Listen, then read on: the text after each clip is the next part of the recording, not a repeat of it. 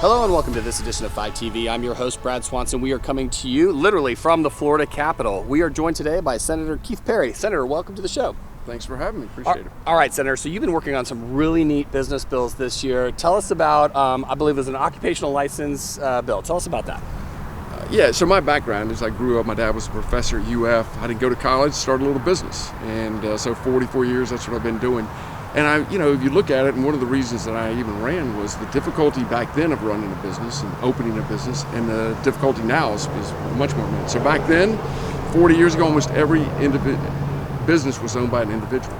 Now almost every business is owned by a franchise or a corporation. So in a 40-year period, we've shifted this economy. And you look at it and you say, well, young people who really want to go out and use their skills and talents are not able to. They go in and work for a corporation. So I'm not against large corporations, but certainly we should look at what are the things that we built up over years that have stopped people from being able to go out and do things. And so brick by brick, they built up a wall, I think, and we're trying to take that down. So we have bills today, occupational license, for example. The state has decided that some businesses need to be regulated for public safety and consumer protection, but there's a lot of businesses, pressure washing, painting, some things that the state has said we don't deem those to be at a point where we need to regulate those, but we had a lot of cities and counties do that. And we have, take Pinellas County, you have 24 different towns and cities in one county. Potentially you could have 24 different licenses for the same guy doing the same work. And so what we did is I'm preempting that. And preemption does not mean we're giving power to Tallahassee. It means the opposite. We're taking it away from the city or county and give it back to an individual. So there's been this debate on home rule. Hey, home rule at the individual level is the best thing we can do. So doing that and then the other is home-based businesses, kind of in the same vein. Yeah. So when we think about home-based businesses, I mean, that's really the kind of the same audience that you're looking out for. And you know, how far does that bill go? What does that bill do? So it allows, under a lot of rules, there's a lot of circumstances that you have to be in compliance with, but it says you can have a business in your home if it complies with these things.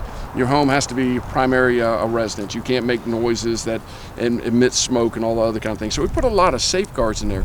But if you think about Apple and a lot of the other companies that started in a garage, in a dorm room, my business. I had to work out of my mom's house for about a year before I made enough money to go rent a warehouse and an office. So, and most of them, people who are practicing out of their house, working out of their house, probably doing it illegally. Right. Which I think is a thing that if we're going to have laws, you have to have laws, and you have to say, look, we're going to enforce these laws. We're not going to have ones because otherwise you say, well, it's not that important to me, and then we kind of have a breakdown of the whole system. So there's a lot of businesses and people working out of their home, and are they doing it legally or illegally? Right. I'm going to make it where they can do it legally. Right. That's great. What an empowerment to the American free enterprise system, and you know, to those very people that are, you know, just starting out and kind of following in your footsteps. You know, maybe they're not going to college, but they're going to start their own business. You know, what's the one message you would say Tallahassee is sending to those businesses across Florida? Well, it's not just young people, but mainly to young people.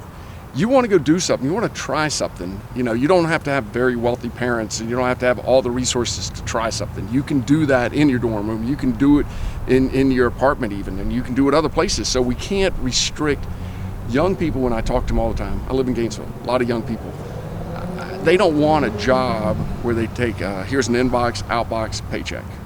They don't want that. They want to go use their skills and talents. They want to go change the world. And what we have to do is give them every opportunity to do that. And these bills are just, they're minor steps, but they're in the right direction. Yeah. How much distance between where those bills stand right now and go to the governor's desk? So we had one final passage in rules today, and so that'll be on a special order and calendar. We got one more stop in the other one, and so we're getting close. Good. Well, we will we'll stay tuned on FiTV to the progress of those bills, and for now, we really appreciate you coming on FiTV. Thanks, Senator. Glad to be here. Yeah. Thanks. Thank you very much. Oh, and I forgot, one gator to another. Go Gators. All right. That's all the time we have for this episode of FiTV. For more interviews like this one, make sure you hit us up on our social media feed. And for now, thanks for tuning in.